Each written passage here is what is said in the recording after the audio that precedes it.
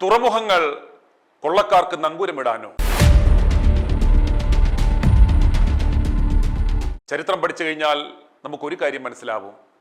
വാണിജ്യത്താവളങ്ങളായിരുന്ന തുറമുഖങ്ങളെയും തീരദേശ നഗരങ്ങളെയും ഉപയോഗിച്ചാണ് വിദേശ ശക്തികളും സാമ്രാജ്യ ശക്തികളും ഇന്ത്യയിൽ അധികാരം സ്ഥാപിച്ചത്. ഇന്ത്യയുടെ കടൽ തീരങ്ങൾ കേന്ദ്രീകരിച്ച് കോളനികൾ സ്ഥാപിച്ചതിൻ്റെ പ്രധാന ചരിത്ര വഴികളിലൂടെ പെട്ടെന്ന് ഒരു ഓട്ടപ്രദക്ഷിണം നമുക്കൊന്ന് നടത്താം. വിഴിഞ്ഞം തുറമുഖ പദ്ധതി വീണ്ടും വാർത്തകളിൽ ഇടം പിടിക്കുമ്പോൾ ഈ ചെറിയ അറിവ് അനിവാര്യമാണ്. 1498 പോർച്ചുഗീസ് നാവികനായ വാസ്കോ ഡ ഗാമ കോഴിക്കോട് എത്തിയതോടെയാണ് യൂറോപ്യൻ ശക്തികൾ ഇന്ത്യയുടെ തുറമുഖങ്ങളിലേക്ക് ശ്രദ്ധ കേന്ദ്രീകരിക്കുന്നത്. സുഗന്ധവ്യഞ്ജനങ്ങളുടെ കുത്തക പിടിച്ചെടുക്കുവാൻ അവർ കടലിൽ കാർത്താസ് എന്ന പേരിൽ കപ്പലുകൾക്ക് പാസ് നിർബന്ധമാക്കി. കൊച്ചി, ഗോവ എന്നിവിടങ്ങളിൽ കോട്ടകൾ കെട്ടി അവർ പ്രാദേശിക രാജാക്കന്മാരിൽ നിന്ന് അധികാരം പിടിച്ചെടുത്തു. ബ്രിട്ടീഷ് ഈസ്റ്റ് ഇന്ത്യ കമ്പനിയുടെ വ്യാപാരം തുടക്കത്തിൽ സൂറത്ത്, മദ്രാസ്, ബോംബെ, കൽക്കട്ട തുടങ്ങിയ തുറമുഖ നഗരങ്ങളിലാണ് ഈസ്റ്റ് ഇന്ത്യ കമ്പനി വെയർഹൌസുകളും ഫാക്ടറികളും ഒക്കെ സ്ഥാപിച്ചത്. ഈ തുറമുഖങ്ങൾ വഴി അവർ ഇന്ത്യയുടെ ഉൾപ്രദേശങ്ങളിലേക്ക് ചരക്ക് നീക്കം വ്യാപിപ്പിച്ചു.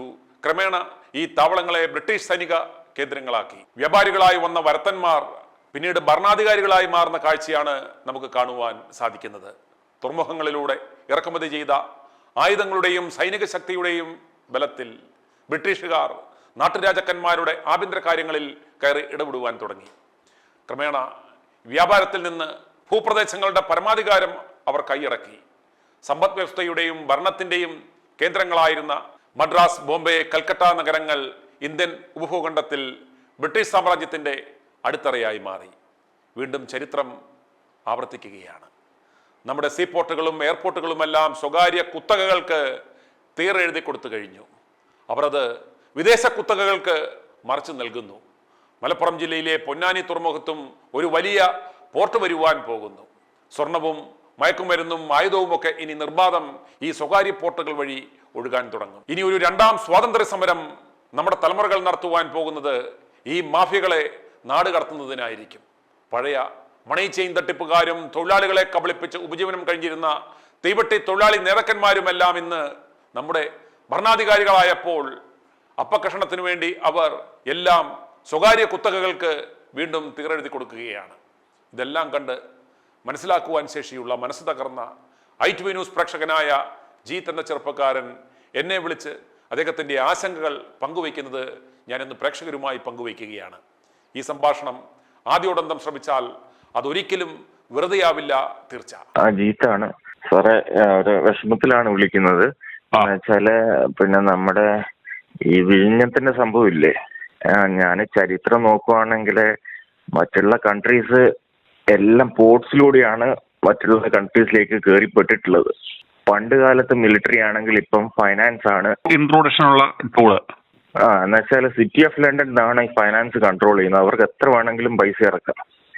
അൺകൺട്രോൾഡ് എന്ന് വെച്ചാൽ ഡോളറിന് പവർ ഉണ്ടല്ലോ, അവർക്ക് ഫ്രീ ആയിട്ട് പൈസ കൊടുക്കാം. ഇതെല്ലാം കണക്റ്റഡ് ട്രാൻസ്നാഷണൽ എൻറ്റിറ്റീസാ. അന്നേരം ബേസിക്കലി ഈ 13,500 എന്ന് പറയുന്നത് സ്ട്രാറ്റജിക്കാ. എന്ന് വെച്ചാൽ അവർക്ക് പ്രോഫിറ്റ് അല്ല എയിം. എന്നുവെച്ചാല് നമ്മളിപ്പം 50 വർഷത്തെ പറ്റി ചിന്തിക്കുന്നത്, ഇവരൊക്കെ 50, 100 സിവിലൈസേഷണൽ കലണ്ടറിൽ ഓപ്പറേറ്റ് ചെയ്യുന്നത്. 50 വർഷം 100 വർഷം പ്ലാനിങ്ങിലാണ്. അന്നേരം നമ്മുടെ പൊട്ടന്മാർ വിചാരിക്കും നല്ല ഇൻവെസ്റ്റ്മെന്റ് ആണ്. ഈ 13,500 കോടിയിൽ ഇതെല്ലാം അദാനിയുടെ കയ്യിലേക്ക് പോകും. എഗ്രിമെന്റ് തന്നെ ഇത് 100 കൊല്ലം കഴിഞ്ഞാലും നമുക്ക് തിരികെ തരാൻ ഒരു വ്യവസ്ഥയില്ല ഈ എഗ്രിമെന്റില്. അതുപോലെ ഇത് ലീസ് ഔട്ട് ചെയ്യാം. ഈ ഇതിന് ചുറ്റുപാടുമുള്ള 350 ഏക്കർ എന്ന് പറയുന്നത് ഇവർക്ക് ഇഷ്ടമുള്ളവർക്ക് കൊടുക്കാം. അത്രയും ഫണ്ടമെന്റൽ മിസ്റ്റേക്സ് ആണ് ഇത് ഉണ്ടാക്കിയ ബേസിക് എഗ്രിമെന്റ് തന്നെ ഉള്ളത്. നമ്മുടെ ഇപ്പം സംഭവം എന്ന് വെച്ചാൽ ഈ അദാനിക്ക് കൊടുക്കുന്നത് അതൊരിക്കലും കിട്ടത്തില്ല. എന്ന് വെച്ചാൽ നമുക്ക് ടാറ്റയുടെ പോലും പിടിച്ചെടുക്കാൻ പറ്റിയിട്ടില്ല. തുടക്കം മുതൽ തന്നെ ഈ കരാറിൽ ഒപ്പിട്ട സമയത്ത് തന്നെ നമ്മൾ പറഞ്ഞിരുന്നു ഇത് ഇങ്ങനെ ഒരു കരാറ് ഒരു ബോധമുള്ളവൻ വായിച്ചു നോക്കിയാൽ ഒരിക്കലും സൈൻ ചെയ്യത്തില്ല. കാരണം ഇതും കൊണ്ട് ഇവർ ഈ പറയുന്ന ബെനിഫിറ്റ്സ് എന്ന് പറഞ്ഞാൽ ഇവർക്ക് ഇപ്പൊ 1000 കപ്പൽ ഇവിടെ വന്നു പറഞ്ഞു. ഈ സ്റ്റേറ്റിന് എന്ത് പ്രയോജനം ലഭിച്ചു? ഒന്നുമില്ല സാർ. ഈ 1000 കപ്പലിൽ ചിലർ പറയുന്നത് പാർക്കിംഗ് സ്ലോട്ടായിട്ട് ഉപയോഗിക്കുന്നതാണ്. പിന്നെ ശരിക്കും പറഞ്ഞാൽ ഈ ട്രാൻസ്നാഷണൽ ലൈറ്റ്സിന്റെ ഏറ്റവും വലിയ ഇൻകം മയക്കുമരുന്നും ആംസുമാണ്. ഇപ്പൊ ഞാൻ കഴിഞ്ഞ ദിവസം ഒരു വാർത്ത കൊടുത്തിരുന്നു, അതായത് 2023 ഞാൻ കേട്ടു ആ 25,000 കോടി രൂപയുടെ പുറംകടലിൽ വന്ന് ഇനി അങ്ങനെ ഒരു അവസ്ഥ കൂടെ ഉണ്ടാകത്തില്ല. കാരണം ഈ പോർട്ടൊക്കെ സ്വകാര്യവൽക്കരിച്ചതോടുകൂടി ഏറ്റവും കൂടുതൽ മയക്കുമരുന്നും അതുപോലെ തന്നെ ഗോൾഡ് ഇവ എന്തെങ്കിലും നിയന്ത്രണം ഈ കാര്യത്തിൽ പോലും നിയന്ത്രിക്കാൻ പറ്റാത്ത ഇവർക്ക് ഈ വരുന്ന ലോഡ് എന്താണെന്ന് ഇവർക്ക് അറിയാൻ പറ്റുമോ? ഈ MSC എന്ന് പറഞ്ഞ കപ്പലിന്റെ അവിടെ അല്ലായിരുന്നു ഒരു വലിയൊരു ഷിപ്പ് ഇവിടെ ചെരിഞ്ഞത്?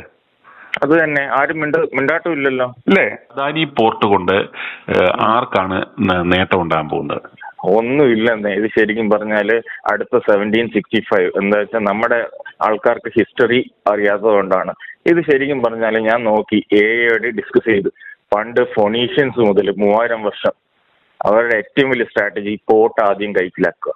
പോർട്ട് കൈക്കലാക്കി കഴിഞ്ഞാല് പയ്യെ ബ്രിട്ടീഷേഴ്സും കോളനിവൽക്കരണം നടത്തിയത് ആദ്യമേ അവര് കൈക്കലാക്കിയത് സീപോർട്ടും എയർപോർട്ടും അല്ലേ?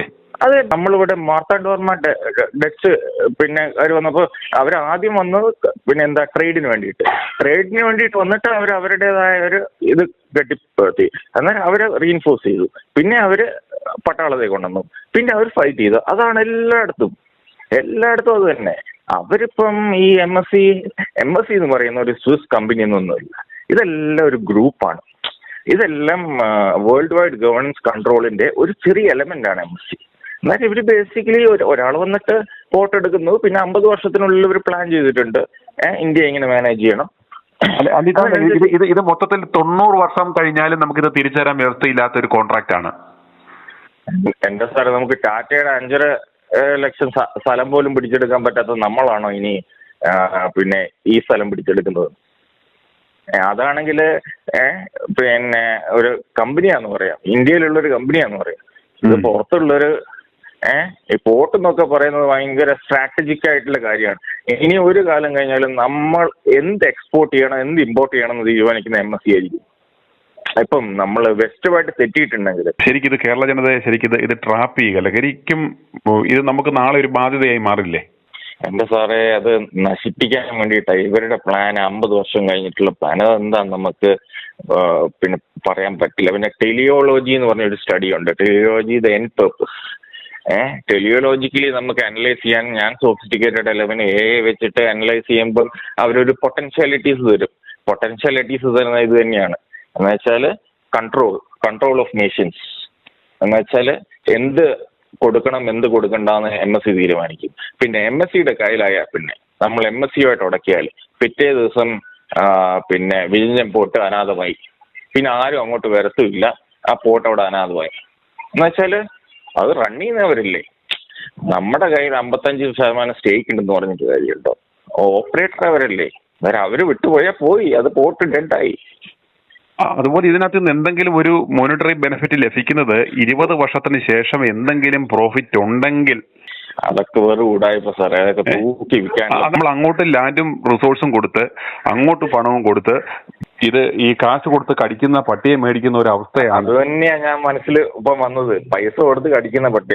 ഇത് ശരിക്കും സാറേ എന്ന് വെച്ചാല് ഈ നമ്മുടെ വെസ്റ്റേൺ ഡെവലപ്മെന്റ് മോഡൽ എന്തൊക്കെ ഹൈഫൈ ആയിട്ട് മെട്രോ, വിഴിഞ്ഞം പോർട്ട് ഇതൊക്കെയാണ് ആൾക്കാരെ സ്വാധീനിക്കാൻ വേണ്ടി പറയാൻ പറ്റുന്നത്. അതിനു വേണ്ടിയിട്ടാണ് ഉമ്മൻചാണ്ടിയൊക്കെ എടുത്ത് ചാടുന്നത്. എന്ന് വെച്ചാൽ ഇതുകൊണ്ട് കുറെ കർഷകരുടെ ജീവൻ ഉപാധി തൊലഞ്ഞെന്നല്ലാതെ പിന്നെ വേറൊരു ഗുണവുമില്ല. ശരിക്കും ഒരു ഗുണമില്ല. പാരിസ്ഥിതികമായിട്ടുണ്ടാകിയ ഇമ്പാക്ട് തന്നെ നോക്കുക. ഈ കടല് എല്ലാം പോയില്ലേ. അത് എനിക്കറിയാം. രവിശങ്കർ, ഞാൻ പുള്ളിക്കാരനോട് കുറച്ചാൾ വർക്ക് ചെയ്ത ടൂറിസം ഇന്ത്യയിൽ. പുള്ളിക്കാരനോട് ഞാൻ കുറച്ച് ഉടക്കമൊക്കെ ചെയ്തെങ്കിലും പുള്ളിക്കാരൻ അന്ന് ഞങ്ങളെ വിട്ടിരുന്നു ടൂറിസം റിസോർട്ട് ഏജൻസിയായിട്ട് സംസാരിക്കുക. അന്ന് തന്നെ പുള്ളിക്കാരൻ പറഞ്ഞതാ, ഇത് നടന്നാല് നമ്മുടെ ടൂറിസം തകരും. എന്ന് വെച്ചാൽ കോവളത്തെ ബീച്ച് പോവും, ഇന്ന സ്ഥലത്തെ ബീച്ച് പോവും. ഈ ബീച്ചെല്ലാം പോയി കഴിഞ്ഞാൽ അവിടെയുള്ള റിസോർട്ടുകൾ ആൾക്കാർ വരില്ല. അന്നേരം ഇത്രയും കോടി നഷ്ടം ഉണ്ടാവും. എന്നാലും ശരിക്കും പറഞ്ഞാല് വിഴിഞ്ഞത്ത് 5000 കോടി മുടക്കുകയും ചെയ്തു.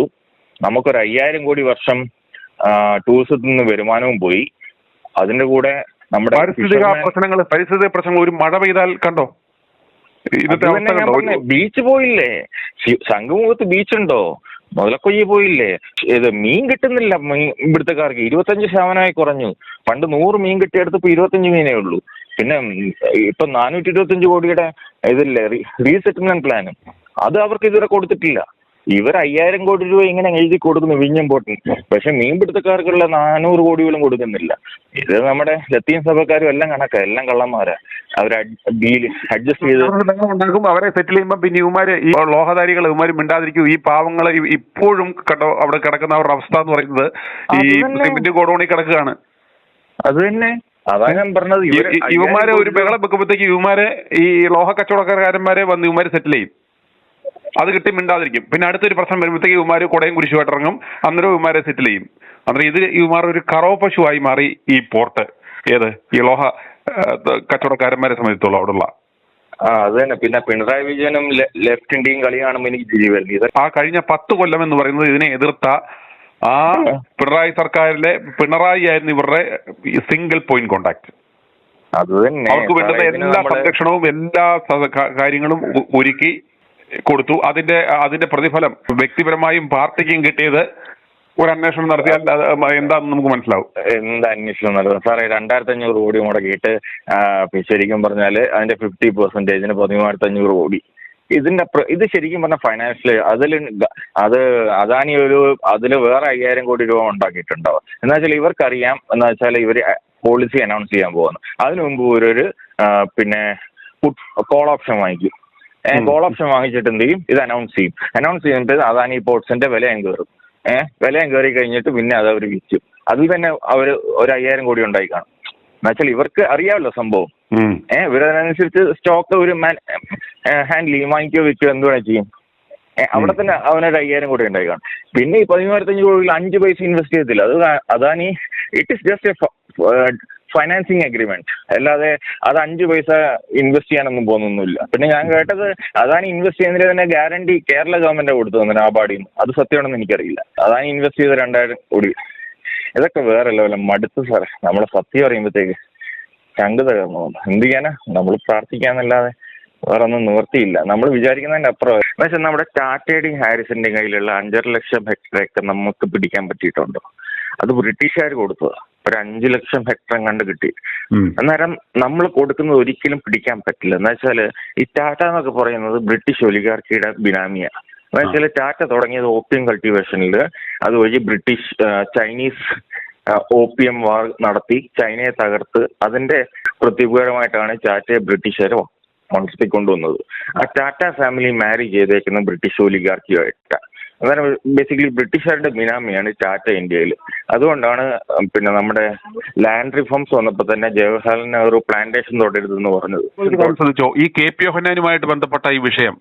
KP യോഹന്നാനെ തട്ടിക്കളയുന്നതിന് മുമ്പ് ഇവരുടെ എരുമേലി എയർപോർട്ട് പദ്ധതിയുടെ മറവിൽ ആ കുത്തകപ്പാട്ടം കഴിഞ്ഞാൽ തിരിച്ചെടുക്കാമായിരുന്ന ആ ഭൂമി ഇവരെ പിടിക്കാനുള്ള അവസരം ഉണ്ടായി കൊടുത്തു.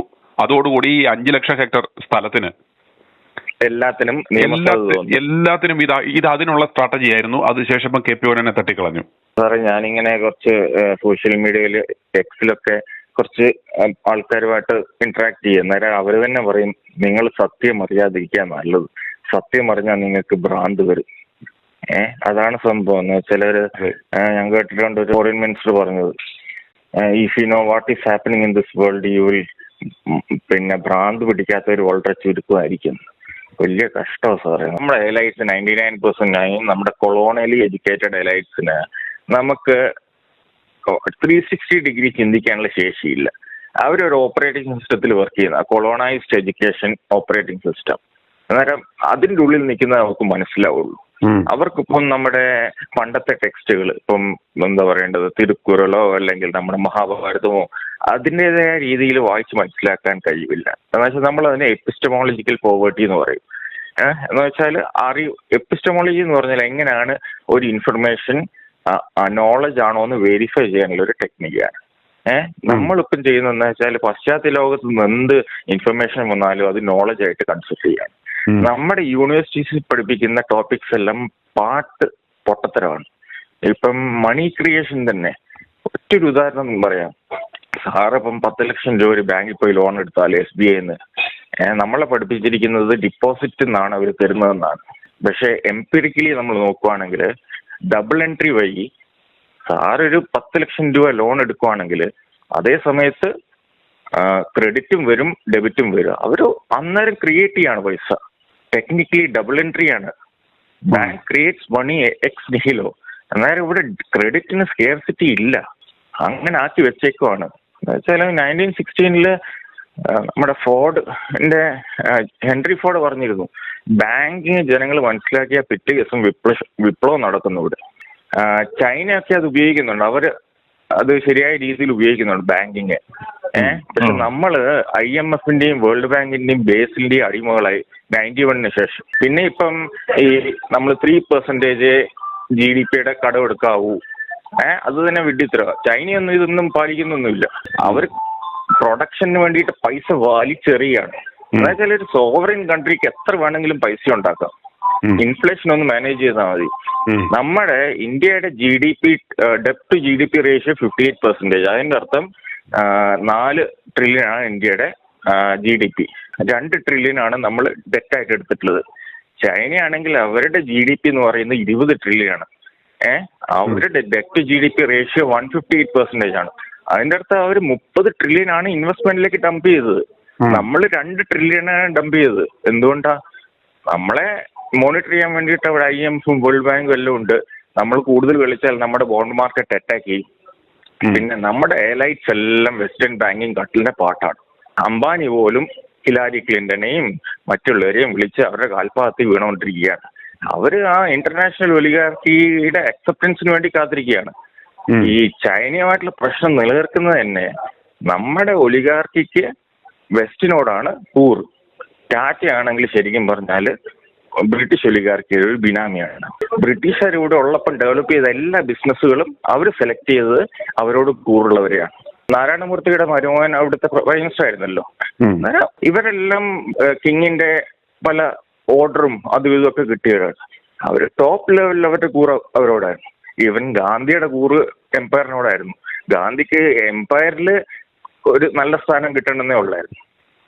ഗാന്ധിയുടെ ചരിത്രം പഠിക്കുകയാണെങ്കിൽ സൗത്ത് ആഫ്രിക്കയിൽ ബോർ വാറൊക്കെ വന്നപ്പം റെഡ് ക്രോസിൽ ബ്രിട്ടീഷുകാരുടെ പിന്നെ സോൾജേഴ്സിനെ എടുത്തോണ്ട് നടക്കുമായിരുന്നു ഗാന്ധിയുടെ പണി 1900s. അന്നേരം പുള്ളിക്കാരനും കൂറ് ബ്രിട്ടീഷുകാരോടായിരുന്നു. അന്നേരം നമ്മുടെ ചരിത്രം പഠിക്കുകയാണെങ്കിൽ നമുക്ക് വട്ടുപിടിക്കും. എന്നുവെച്ചാൽ നമ്മുടെ നെഹ്റുവിന് മൗണ്ട് ബാറ്റന്റെ വൈഫിനോടായിരുന്നു നെഹ്റുവിന്റെ പിന്നെ റിലേഷൻഷിപ്പ്, എഡ്വിന മൗണ്ട് ബാറ്റൻ. അന്നേരം അങ്ങനെയുള്ള ഒരാളെ ഇന്ത്യക്ക് വേണ്ടിയിട്ട് ഇൻഡിപെൻഡന്റ് ആയിട്ട് തീരുമാനം എടുക്കുവോ? ഇല്ലല്ലോ. നമുക്ക് അന്നേരം 1 ബില്യൺ പൗണ്ട് ആണ് ബ്രിട്ടൻ തരാതെ പോയത്. ഇപ്പൊ ഒരു 200 ബില്യന്റെ വിലയുണ്ടാവും. അതൊക്കെ നമ്മുടെ ലീഡേഴ്സ് അങ്ങ് അഡ്ജസ്റ്റ് ചെയ്തു. 1 ബില്യൺ പൗണ്ട് അന്ന്. എന്നുവെച്ചാൽ നമ്മുടെ ഈ വാറെല്ലാം വേൾഡ് വാർ എല്ലാം നടത്തിയത് നമ്മുടെ ചെലവില്ല. നമ്മുടെ ആൾക്കാര്, ടാറ്റയുടെ സ്റ്റീല് എല്ലാം നമ്മുടെ തലയിൽ അങ്ങ് ഇട്ടിട്ട് പോയി. ഞാൻ പറയട്ടെ, ഞാൻ പറയുന്നത് ശരിയാണെന്നല്ല പറയുന്നത്. Everything is probabilities, potentialities and possibilities. അതാണ് ക്വാണ്ടം ഫിസിക്സിലൂടെ മാക്സ് പ്ലാങ്കും എല്ലാവരും കണ്ടുപിടിച്ചത്. ഒന്നും 100% ശരിയല്ല, എല്ലാം പോസിബിലിറ്റീസ് ആൻഡ് പൊട്ടൻഷ്യാലിറ്റീസ്. നേരം പക്ഷെ നമ്മളെ പഠിപ്പിച്ചിരിക്കുന്നത് ശരി തെറ്റുന്ന അങ്ങനെയല്ല. നമ്മൾ പറയുന്ന ഏത് ഫാക്ട് എന്ന് പറഞ്ഞാൽ 100% സെറ്റിൽഡ് അല്ല. അത് കോൺഫിഡൻസ് ലെവലിൽ വെച്ചിട്ട് മാത്തമാറ്റിക്കലി നമ്മൾ പറയുകയാണെങ്കിൽ ഇന്ന കാര്യം 9 out of 10 ശരിയാവാനും സാധ്യതയുണ്ട്. ഗ്രാവിറ്റേഷണൽ ഫോഴ്സ് 10 out of 10 ശരിയാണ് എന്ന് വിചാരിച്ചാൽ മറ്റുള്ള 99 പോയിന്റ്സ് കാര്യങ്ങളും കോൺഫിഡൻസ് ലെവലിൽ നമുക്ക് പറയാൻ പറ്റുള്ളൂ. 100% ശരിയാണെന്നൊന്നും പറയാൻ പറ്റില്ല. എന്ന് വെച്ചാൽ നമ്മൾ പഠിച്ചതും വായിച്ചതിന്റെ അടിസ്ഥാനത്തിലാണ് നമ്മൾ ഓരോ നിഗമനങ്ങളിലേക്ക് എത്തുന്നത്. അത് ശരിയാവണല്ലോ. അന്നേരം അത് ഏറ്റവും കൂടുതൽ ശരി എങ്ങനെയാ മനസ്സിലാക്കണമെന്ന് വെച്ചാൽ അതൊറ്റൊരു വഴിയേ ഉള്ളൂ, സാധന, അല്ലെങ്കിൽ മെഡിറ്റേഷൻ, ഡീപ്പ് മെഡിറ്റേഷൻ. ഇപ്പൊ ഇന്നലെ ഞാനൊരു ഇത് കണ്ടു. നയര എന്ന് പറയുന്നത് നമ്മുടെ ഈ ഒരു പെട്രോളിയം കമ്പനി ഉണ്ടല്ലോ, നയര, അത് റഷ്യനും ഉണ്ട്. അന്നേരം റഷ്യക്കൊക്കെ സാങ്ഷൻ വന്നപ്പോഴത്തേക്ക് അവരുടെ സാപ്പില്ലേ, നമ്മുടെ എന്റർപ്രൈസ് റിസോഴ്സ് പ്ലാനിങ്, ERP, അത് വർക്ക് ചെയ്യുന്നില്ല. മൈക്രോസോഫ്റ്റ് വേർഡ് വർക്ക് ചെയ്യുന്നില്ല. അന്നേരം ഞാൻ പണ്ട് മുതൽ ആർട്ടിക്കിൾ എഴുതി വെച്ചിട്ടുണ്ട്, കൂടുതൽ ആയിട്ട് ഡിബേറ്റ് ചെയ്തിട്ടാണ്. എന്ന് വെച്ചാൽ നമ്മൾ വെസ്റ്റുമായിട്ട് തെറ്റിയാൽ പിറ്റേ ദിവസം നമ്മൾ തകർന്നു. നമ്മൾ വിശ്വഗുരു സൂപ്പർ പവർ എന്നൊക്കെ പറയുന്നത്, നമ്മുടെ മൈക്രോസോഫ്റ്റ് ഓഫീസ് വർക്ക് ചെയ്യത്തില്ല, ക്ലൗഡ് വർക്ക് ചെയ്യത്തില്ല, ആൻഡ്രോയിഡ് ഫോൺ വർക്ക് ചെയ്യത്തില്ല, പിന്നെ നമ്മൾ ഫ്രീസ് ആവും, ഡിജിറ്റൽ പ്രസന്റിലാവും. എന്നുവെച്ചാൽ നമ്മൾ ശരിക്കും പിന്നെ മോഡി വന്നതിന് ശേഷം അതിനു മുമ്പ് നമുക്കൊരു സ്പ്രെഡ് ആയിരുന്നു.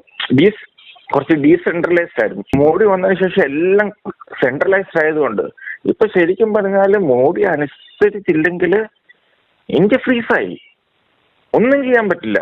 ഈ സോഫ്റ്റ്വെയർ നമ്മുടെ ഇൻഫർമേഷൻ പ്ലാറ്റ്ഫോംസ് ഫുൾ പോയി. വാട്സപ്പ് എല്ലാവർക്കും ന്യൂട്രലൈസ് ചെയ്യാം. ഈവൻ ഇപ്പത്തെ നമ്മുടെ ഇതില്ലേ, നമ്മുടെ കാർസ് ഇല്ലേ, EV കാർസ്, അതിനെ കിൽസിച്ചുണ്ട് സാറേ. ഇപ്പം ഇന്നലെ ഒരു ആർട്ടിക്കിൾ കണ്ടു, പിന്നെ ഈ ഓട്ടോ ഡൽഹിയിലുള്ള പലതും ഓടിക്കൊണ്ടിരിക്കുമ്പം ഓഫായി പോകുന്നു. നോക്കുമ്പോൾ ഏതോ ഒരു ആപ്പ് കൊണ്ട് ഓഫാക്കാൻ പോലും. അതുപോലെ നമ്മുടെ ഇപ്പോഴത്തെ EVs എല്ലാം it has A kill switch. പിന്നെ വേറൊരു കാര്യം പറഞ്ഞാൽ നമ്മുടെ UPI ഒക്കെ ആര് കൊണ്ടുവന്നതാ? അതൊക്കെ നമ്മുടെ US ഇൻഫ്ലുവൻസിൽ കൊണ്ടുവന്നതാ. എന്ന് വെച്ചാൽ ബേസിക്കലി മനുഷ്യനെ ഫിസിക്കൽ ക്യാഷിൽ നിന്ന് അവർക്ക് ഡിജിറ്റൽ ക്യാഷിലേക്ക് കയറ്റണം. ഡിജിറ്റൽ ക്യാഷിൽ നിന്ന് അടുത്ത level programmable currencies, central bank digital currency, programmable currency. അത് ജിയോ ഫെൻസിങ് വഴി ഒരാൾക്ക് എവിടൊക്കെ എന്തൊക്കെ വാങ്ങിക്കാമെന്ന് അവർക്ക് പ്രോഗ്രാം ചെയ്യാം. ഇതൊക്കെ ഒരു സ്കൈഫൈ മൂവി ആയിരിക്കും. പക്ഷേ എനിക്ക് പിന്നെ കഴിഞ്ഞ 10-15 വർഷത്തിലെ എന്താ പറയേണ്ടത്, കുറെ ആൾക്കാരുമായിട്ട് ഓപ്പൺ സോഴ്സ് നെറ്റിലും ഇന്റലിജൻസ് നെറ്റിലും ഒക്കെ കോണ്ടാക്ട് ഉണ്ട്. പിന്നെ ശരിക്കും പറഞ്ഞാൽ ഈ സത്യം പറയുന്നവരെ ലോകത്തിൽ എല്ലായിടത്തും ഒതുക്കും സാറേ, അവർക്ക് സ്ഥാനം കൊടുക്കത്തില്ല. ഇപ്പം സതീഷിനെ പറ്റി സാർ ഒരു മാസം മുമ്പ് ചെയ്തത് അതേപോലെ ഞാൻ കേട്ടു ഇന്നലെ. ഇങ്ങനെ ഒരു സൈക്കോപാത്തായ മനുഷ്യൻ, അതായത് ഞാൻ ഒരു അനാലിസ് ചെയ്തു സഫിഷ്യന്റ്ലി ജനറൽ തിയറി ഓഫ് കൺട്രോൾ വെച്ച്. അന്നേരം സതീഷിനെ പറ്റി പറഞ്ഞത് ക്ലീൻ ഡെമൺ എന്നാണ്. എന്ന് വെച്ചാൽ നല്ല എല്ലാവർക്കും നല്ല ഇമേജ് ഉള്ള പക്ഷെ ഒരു സൈക്കോപാത്തായ മനുഷ്യൻ. ഞാൻ അനാലിസിസിൽ ആയിട്ട് ചാറ്റ് ചെയ്തത് എന്ന് വെച്ചാൽ എനിക്ക് sufficiently general theory it's a big theory, അതെല്ലാം മനസ്സിലാക്കാനുള്ള ശേഷിയൊന്നുമില്ല. സാറ് നോക്കിയാൽ മതി. അന്നേരം അതിനകത്ത് ഇറ്റ്സ് എ ക്ലീൻ ഡെമൺ എന്ന് വെച്ചാൽ ഹ്യൂമൻ സൈക്കിനെ ആ തിയറി പ്രകാരം 4ആയിട്ട് ഡിവൈഡ് ചെയ്തിരിക്കുന്നത്. ഒന്ന് ഡെമൺ, എന്ത് വേണമെങ്കിലും ചെയ്യും, മറ്റുള്ളവരെ മാനിപ്പുലേറ്റ് ചെയ്യും, പേടിപ്പിക്കും, കൊല്ലും, കാര്യം നടക്കാൻ. രണ്ടാമത് ആനിമൽ ടൈപ്പ്, സ്വന്തം കാര്യത്തിന് വേണ്ടിയിട്ട് എന്ത് വേണമെങ്കിൽ ചെയ്യും. പക്ഷെ അവരും അതിന്റെ മുകളിലുള്ളവരെ അനുസരിക്കും. പിന്നെ ബയോറോബോട്ട് അല്ലെങ്കിൽ സോംബി, അവരാണെങ്കിൽ പ്രോഗ്രാം ചെയ്ത പാവയെ പോലെ ചെയ്യേണ്ടതങ്ങ് ചെയ്യും. പിന്നെ ഹ്യൂമൻ ടൈപ്പാണ് ചിന്തിച്ച് ഒരു എത്തിക്കലായിട്ട് ചെയ്യുന്നത്.